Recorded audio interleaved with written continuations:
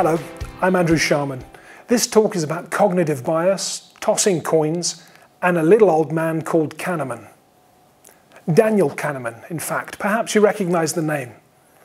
In 2011, he published a book called Thinking, Fast and Slow, about how the human brain works.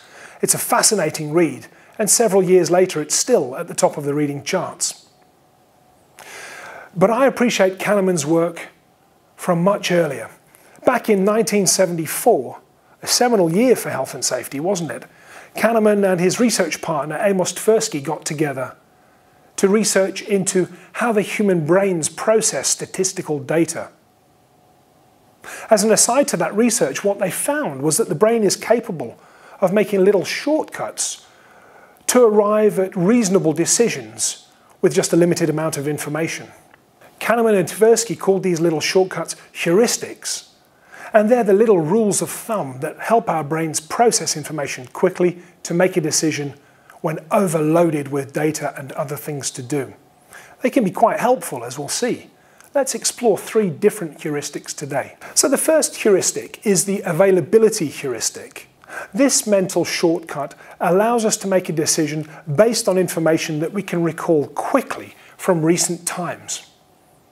So for example, if the news reports tell you that the road you normally take home after work each evening has suffered a number of crashes every day over the last few days, your brain might suggest to you that it's likely to have another crash on that road tonight, and you avoid that road and choose an alternative. Would you be right? Your brain thinks you are.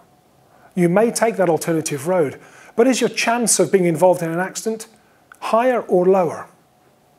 Well, we don't know, of course, but our brain thinks it's taking the right option for you automatically. Next, I'm going to talk about anchoring heuristics. And this is where our brain recalls something deep inside that's happened in the past. The memory of that event acts like an anchor to the information that's being processed through your brain right now, today.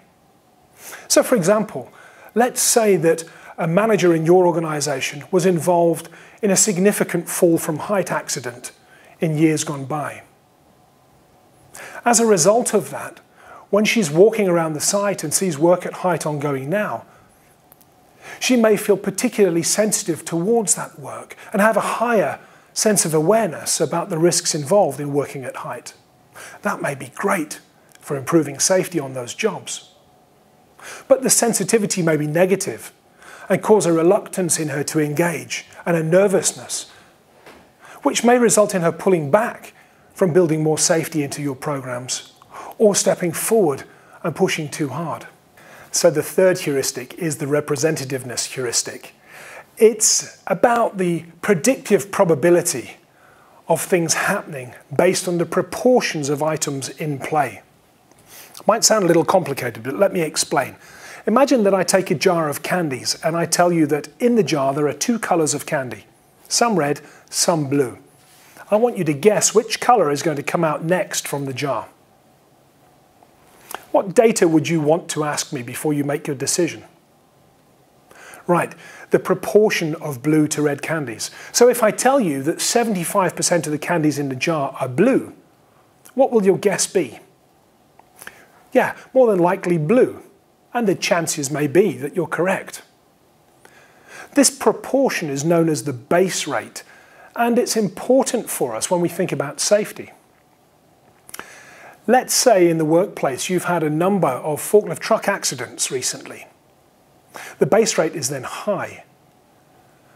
Your heuristic, your mental shortcut in your brain might lead you to conclude that there's a high likelihood of having another forklift truck accident now or soon. Is there? Let's look at it another way. Let's say that your organization has worked for several months now without suffering a lost time injury. The base rate is clearly in your favor now, and you're feeling good and confident about the way you're working in safety. But this base rate may have fooled you into a false sense of security. I saw this happen just the other day on the street. I was walking along and a street performer was tossing a coin in the air and asking the audience to call out whether it landed heads or tails. He tossed the coin 6 times. Each time it landed heads. A man stepped forward and bet a pound that it would land heads again. The busker flipped the coin. It landed heads. The man won a pound. Just then, a lady stepped from the back of the group and said she would bet £5 on the next toss. It had landed 7 times already on heads. She was adamant that this time it would land tails. The coin was tossed in the air and it landed heads. The lady lost her £5. The representativeness heuristic had taken away her logical thinking and also her money. So in summary, heuristics make it easy for us to make quick decisions without the need for long, deep thought. But like the coin in the street show, heuristics have a flip side, and they may lie behind some of the unconscious errors that we make as we go about our day-to-day business at work. Our challenge, therefore, is to be mindful that our brain makes these mental shortcuts and to know that they might affect our decision-making about safety and risk in the workplace. Thanks for watching. See you next time.